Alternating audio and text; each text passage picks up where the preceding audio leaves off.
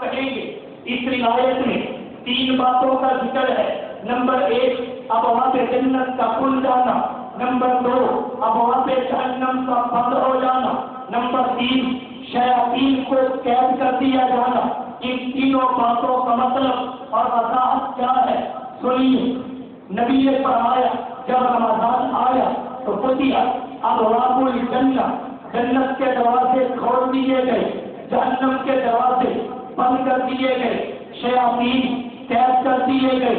ان الفاظ ان تینوں باتوں کا ظاہری معنی واضح ہے اور وہ یہ کہ جنت کے دروازے سارا سال بند رہتے ہیں، رمضان میں کھل جاتے ہیں. جہنم کے دروازے سارا سال کھلے رہتے ہیں، رمضان میں بند کر دیے جاتے ہیں. شیاطین 11 مہینے آزاد رہتے ہیں، رمضان میں قید کر لیے جاتے ہیں. ان الفاظ یہ ظاہری مطلب واضح ہے، جبکہ ان الفاظ مطلب یہ ہے جنت کے دروازوں کے کھل جانے کا کہ جب رمضان کا مہینہ آتا ہے ہر کسی کو عبادت کی توفیق مل جاتی ہے.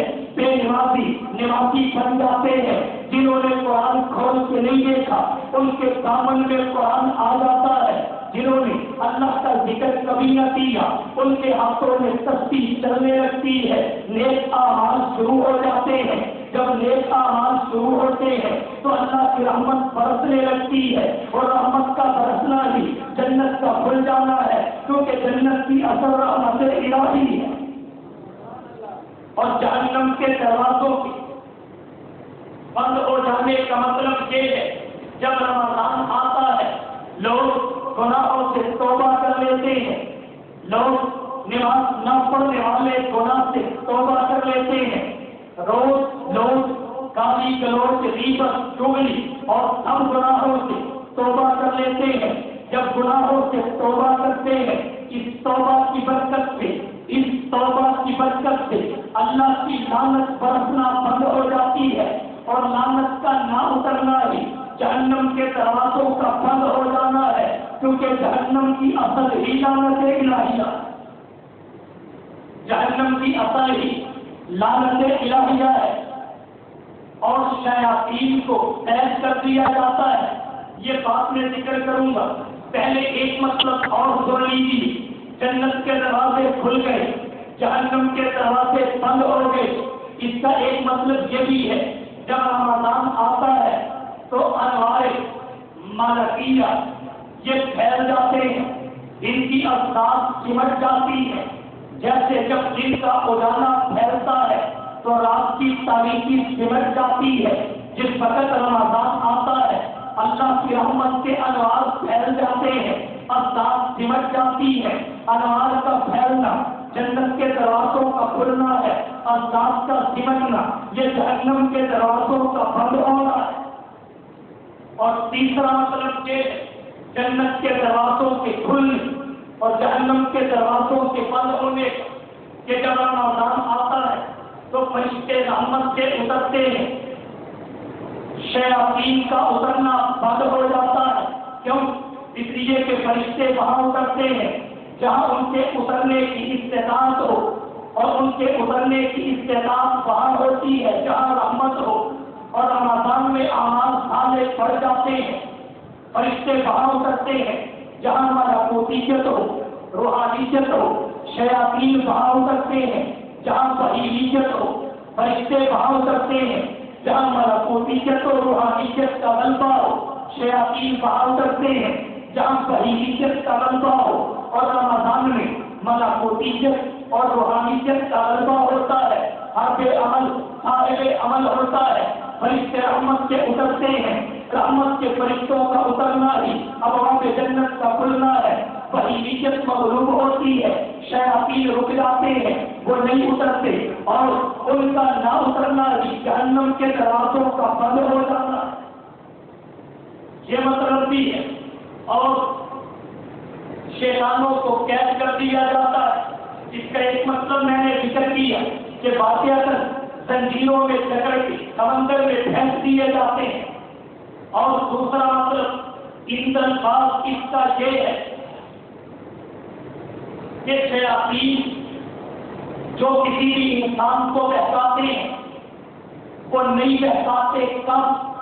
جب وہ انسان رمضان گزارے اس کے آداب اور شرائط کے ساتھ، روزہ رکھے آداب اور شرائط کے ساتھ، تراویح پڑھے آداب اور شرائط کے ساتھ، تو ایسے شخص کو بہکانے والے شیاطین وہ نہیں اترتے، اور جہاں اترتے ہیں وہاں حدیث میں کوئی شک نہیں ہے اس کے آداب پورے نہیں ہیں، شرائط پوری نہیں ہے، اس لیے اترتے ہیں۔ تو ایک مطلب قید ہونے کا یہ ہے کہ آداب اور شرائط کے ساتھ جب رمضان گزارا جائے تو پھر اس کے شیاطین بہکانے نہیں آتے، گویا قید ہو گئے، قید ہو گئے۔ آپ کے ذہن میں سوال پیدا ہوگا کہ جب شیطان قید ہے پھر انسان گناہ کیوں کرتا ہے؟ گناہ کا سبب ہی وہ ہے، داعی ہی وہ ہے، جب وہ نہیں تو گناہ کیوں ہے؟ اور ہمارے لکھا ہے ایک تو یہی جواب کہ وہ اس لیے گناہ کرتا ہے رمضان میں شیاطین کی قید کے وعدہ کے باوجود جو اس کے روزے کے آداب اور شرائط پورے نہیں، اور شیاطین اس کے قید ہوتے ہیں جو آداب اور شرائط پوری کرتا ہے۔ دوسرا جواب حکیم الامت مجدد الدین والملت حضرت مولانا اشرف علی تھانوی رحمہ اللہ نے تحفہ رمضان میں ذکر کیا کہ شیاطین وہ قید کیے جاتے ہیں جو سرکش ہوتے ہیں اور انسان کو وہ گناہ کی طرف دھکیلتے ہیں۔ سرکش شیاطین قید ہو گئے، چھوٹے موٹے شیاطین رہ گئے، وہ قید نہیں ہوئے، ان کی وجہ سے انسان گناہ کرتا ہے۔ لیکن اگر پھر بھی کوئی کہے جناب شیطان چھوٹا ہو یا بڑا وہ تو سرکش ہی ہوتا ہے، لہذا ہر شیطان قید ہو جاتا ہے، پھر ہم گناہ کیوں کرتے ہیں؟ یاد رکھیے روایت میں کوئی شبہ نہیں، انسان کبھی گناہ شیطانوں کی وجہ سے کرتا ہے اور کبھی گناہ کا سبب اور چیزیں بھی ہوتی ہیں۔ وہ 4 چیزیں ہیں۔ نمبر 1 ذاتی خباثت، نمبر 2 گندی عادتیں، نمبر 3 نفس کا بہتاوا۔ یہ ذاتی خباثت، نفس کا بہتاوا، گندی عادتیں اور ایک چھوٹی چیز بھی، اور ہمارے ذکر کی یہ 4 چیزیں ہیں، نفس کا بہتاوا، ذاتی خباثت اور گندی عادتیں اور پچھلا اثر، یہ چیزیں ہیں جو پھر بھی گناہ کرواتی ہیں۔ شیاطین قید ہے پھر بھی جو گناہ ہے ان چیزوں کی وجہ سے ہے۔ اب اگر کوئی کہے جب گناہ ہو ہی جاتا ہے شیطان کے قید ہونے کے بعد بھی ان چیزوں کی وجہ سے، پھر شیطان کو قید کرنے کا کیا فائدہ؟ پھر شیطان کو قید کرنے کا کیا فائدہ؟ میں جہاں کہنا چاہوں گا کہ ایک تو شیطانوں کے قید ہونے کے بعد بھی جو ہم گناہ کرتے ہیں اس کی وجہ یہ ہے کہ 11 مہینے شیطان ہمیں گناہ کرواتے ہیں اور 12ویں مہینے میں ہم اس اثر کی وجہ سے گناہ کرتے ہیں۔ جیسے لوہا بھٹی سے نکال لیا جائے تو جب تک بھٹی میں تھا تو گرم تھا، اب بھٹی سے نکل چکا ہے فوراً ٹھنڈا نہیں ہوگا، کچھ دیر کے بعد ٹھنڈا ہوگا۔ اسی طرح 11 مہینے شیطانوں نے گناہ کروائے، اب وہ قید بھی کر دیے گئے، تو 12ویں مہینے میں جو ہم گناہ کرتے ہیں رمضان میں تو یہ اس کی پہلے اثر کی وجہ سے ہے۔ جیسے لوہا نکلتے ہی ٹھنڈا نہیں ہو جاتا، شیطان قید ہوتے ہی ان کا اثر نہیں چلا۔ پھر اگر کوئی کہے جب اثر باقی رہتا ہے تو پھر ان کو قید کیوں کیا جاتا ہے؟ اس کی حکمت یہ ہے کہ جناب اگر لوہے کو بھٹی سے نکال لیا جائے وہ آسانی سے ٹھنڈا ہو جاتا ہے، اور اگر اسے بھٹی میں بھی رکھا جائے وہ ٹھنڈا نہیں ہوتا۔ اگر سائیکل کا پیڈل بھی لگایا جائے اور بریک بھی دبائی جائے تو مشکل سے لگتی ہے، اور اگر پیڈل سے پاؤں اٹھا لیا جائے پھر بریک لگائی جائے آسانی سے لگ جائے۔ اگر شیطان کو بھی کھلا رکھا جائے اور اس کو گناہ نہ کرنے کا کہا جائے تو بریک مشکل سے لگتی ہے، اسے قید کر دیا جائے پھر کہا جائے اور یہ ادنا کی کوشش بھی کرے تو آسانی سے لگ جائے۔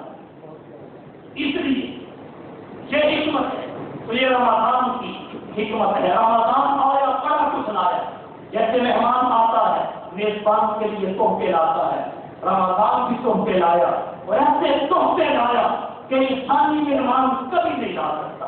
جو یہ روحانی مہمان لایا ہے میں صرف 6 تحفے ذکر کروں گا اختتام کے پیش نظر۔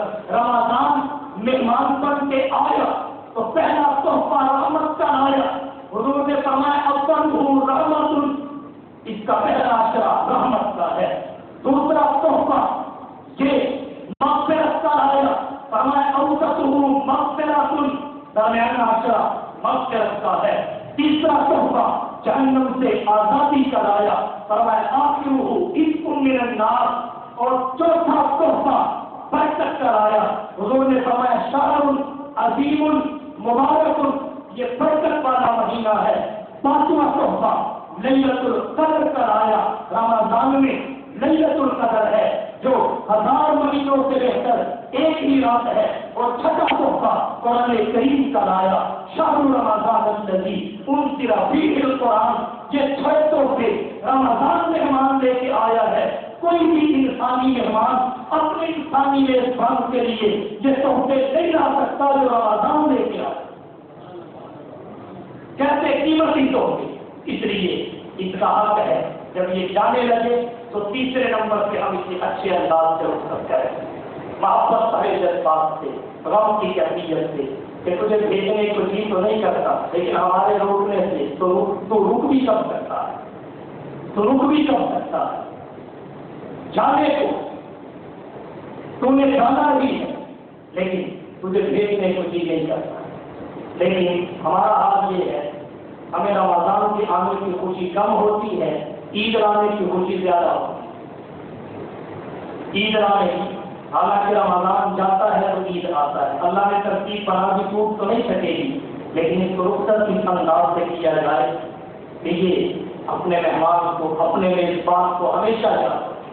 رمضان مہمان ہے، اس کے 3 حق ہیں، آئے تو شایان شان استقبال، رہے تو چاہت کے مطابق ضیافت و اکرام، جانے لگے تو اچھے انداز سے الوداع، اسے آنکھوں میں آنکھوں بتا کے غم کی کیفیت سے، محبت کے انداز سے کہ تو ہمیشہ ہمارے پاس رہتا، ہم یہ برکتیں سمیٹتے، رحمتیں سمیٹتے، عظمتیں سمیٹتے، رفعتیں سمیٹتے، پھر ذات سے فائدہ حاصل کرتے، بھیجنے کو جی نہیں کرتا لیکن تو رک بھی نہیں سکتا، اس لیے کہ اللہ کی طے شدہ ترتیب ہے کہ اسلامی مہینہ 30 دنوں سے بڑھ نہیں سکتا، ایک دن کم تو ہو سکتا ہے، 29 سے کم نہیں، 30 سے زائد نہیں۔ تو نے جانا ہے لیکن تجھے بھیجنے کو جی نہیں کرتا، اور تیری ناقدری ہم سے ہوئی، تجھ سے بھی معافی مانگتے ہیں اور تجھے بھیجنے والے سے بھی معافی مانگتے ہیں، صدقۃ الفطر اس کے کفارے کے لیے ادا کرتے ہیں۔ جب یہ 3 حق اپنے مہمان کے ہم نے پورے کر دیے